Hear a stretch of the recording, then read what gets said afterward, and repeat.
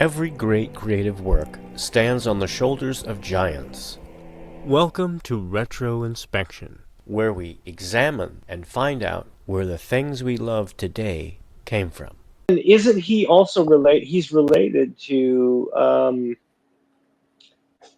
Oh dear God! Why am I am I having my Alzheimer's moment here, Nick? Sir Arthur Conan Doyle. They're cousins, right? Well, I don't know what Wikipedia says is distantly related. So yes, probably some form of cousin. How many removals? I don't know. I can't tell you. But they ended up writing something together, or at least not together, but they did. The common famous author novel trick where one guy writes a chapter and then the next guy takes the events of that chapter and writes his chapter and then passes it on to the next guy. I haven't seen a mention of that. But I mean, this talks about him hanging out with Doyle and James McNeill Whistler. Yeah, I can't remember what the book was called, but yeah, because I'm going through the. But yeah, he did. I'm going through the bibliography and I'm not seeing it. No, it may not be there. I don't know, but he did do that, and we'll, if we can find it, we'll put a link to it. They're writing at the same time. Yeah. And the genres are actually not that quite different from one another. One is more supernatural than the other, but it's still they're still quite dark in what they're writing. And Doyle wrote fantastic literature. There were Holmes stories with supernatural aspects. Plus, there's stuff like the dinosaur thing. I can't remember what the hell it's. Was it the Journey to the Lost World? No, Lost World.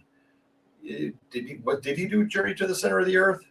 No, that was H.G. Wells. I was about to say that had to be Wells, but yeah, I don't know. I think all the stuff, getting made into like a million movie versions over the years, and then even produced for TV when the copyright lapses. Yeah, it all just comes right together into one overall story. It's your Victorian Edwardian science fiction horror stuff, yeah. So let's talk a little bit about vampires. Okay. Where the heck did they come from? Well, like we talked about, there is actually that disease where people will drink blood. Is that porphyria? I don't think it's porphyria. Porphyria is where it's a blood disease, but it causes discoloration and things like that. It might be porphyria. Hold on, let me see what it says. Because I fell out of the name of it. Oh, clinical vampirism, more commonly known as Renfield syndrome, is an obsession with drinking blood. But there is also hemomania. So these are all largely porphyria. Yeah, it's a group of inherited blood disorders with a variety of symptoms that vary in duration and severity. And oh, wow. Some of which cause skin blisters and other cutaneous symptoms when the skin is exposed to sunlight. So that's part of your myth right there.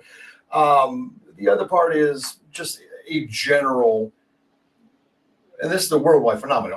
Almost every human culture has vampire myths. These go back to the caves,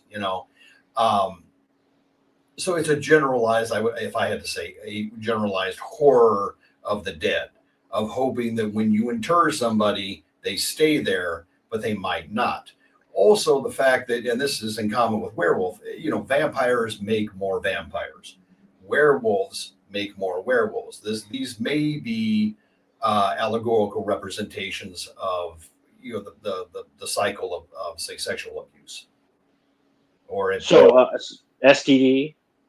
No, we'll get there in a second. I mean, the idea of the cycle of abuse, that abusers create more abuse. Oh, okay. I see.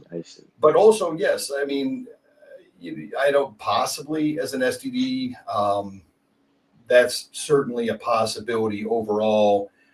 with how people felt about, Dracula, the novel. That could have been an STD allegory, certainly for syphilis or gonorrhea, you know, uh, in Victorian England. This And may have been one of the interpretations.